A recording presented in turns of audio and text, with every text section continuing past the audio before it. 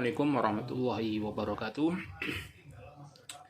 Barusan melihat sebuah berita yang sangat miris, sangat memprihatinkan, bagaimana seorang guru yang diketapel oleh wali muridnya karena menegur anaknya yang melakukan sebuah kesalahan, yaitu merokok di sekolah. Sahabat semuanya, hal ini sungguh sangat memprihatinkan, mencoreng dunia pendidikan. Kembali lagi-lagi dunia pendidikan tercoreng oleh hal-hal yang seharusnya tidak ada di lingkungan pendidikan.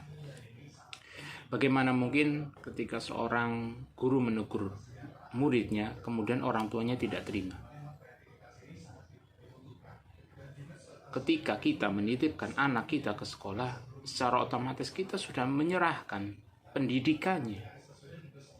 Tidak hanya pendidikan yang berkaitan dengan mata pelajaran, tetapi pendidikan akhlak, pendidikan tingkah laku, dan semua pendidikan yang ada di sekolah, peraturan yang ada di sekolah, maka harus diikuti oleh murid dan wali murid. Itu harus menjadi satu kesatuan. Seharusnya seorang wali murid justru bekerja sama dengan sekolah atau guru, bagaimana agar pendidikan yang sudah diterapkan di sekolah ini berjalan lancar, berjalan baik, juga ketika anak berada di rumah. Sehingga pendidikan ini akan berhasil. Akan tetapi sekarang, ketika seorang murid sudah dididik disiplin di sekolah, ketika kembali ke rumah oleh orang tua diperlakukan manja. Pendidikannya beda. Ini yang membuat sering terjadi sehingga anak akhirnya ketika kembali ke sekolah esok harinya, dia akan kembali seperti pendidikan yang ada di rumah. Inilah yang terjadi di dunia pendidikan kita.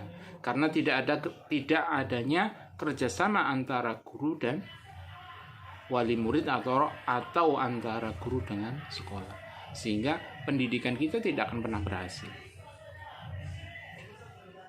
Nah, ini menjadi sebuah catatan dan PR yang sangat penting buat kita semuanya. Bagaimana agar pendidikan kita, pendidikan di negeri kita ini benar-benar berhasil.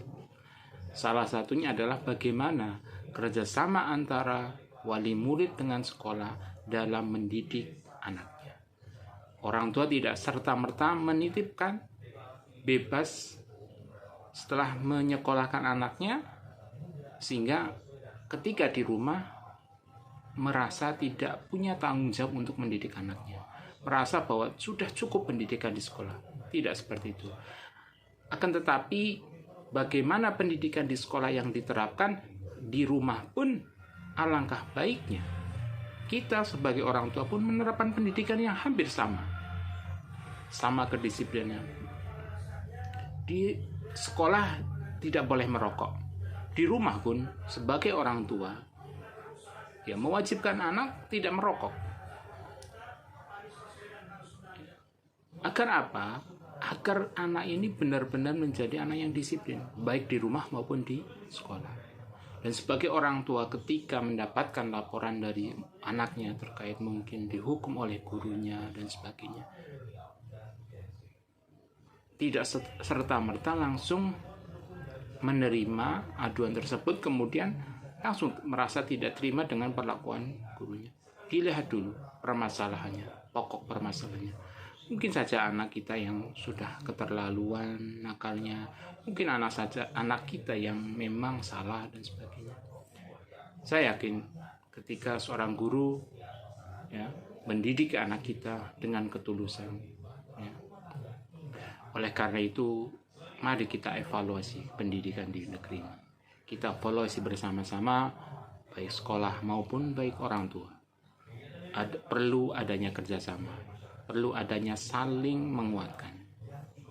Bahwa pendidikan anak kita ya tidak bisa kita limpahkan 100% kepada sekolah. Karena justru kita orang tua yang lebih banyak justru kita orang tua yang lebih banyak berkomunikasi dengan anak-anak kita. Di sekolah hanya paling 8 jam dan sebagainya, tapi di rumah hampir 18 jam kita bersama anak-anak kita. Maka jangan salahkan guru kita, jangan salahkan sekolah ketika anak kita gagal menjadi anak-anak yang baik. Salahkanlah diri kita sebagai orang tua yang ternyata juga lebih gagal dalam mendidik anak-anak kita. Sekali lagi, jangan salahkan orang lain, tapi salahkanlah diri kita. Karena kita adalah pendidikan yang pertama untuk anak-anak kita. Kita adalah contoh untuk anak-anak kita. Ketika anak-anak kita tidak bisa dididik di sekolah, bisa jadi kitalah yang salah mendidik karena kita tidak mampu memberikan contoh yang baik untuk anak-anak kita. Terima kasih. Wassalamualaikum warahmatullahi wabarakatuh.